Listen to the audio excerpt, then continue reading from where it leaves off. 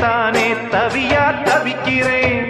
தரையில துடிக்கிற மீன தண்ணிக்குள் இழுக்கிறேன். பொட்டு வச்ச குமரி பெண்ணே கேளடி, நீ எட்டு வச்சா இமயமல ஏழடி.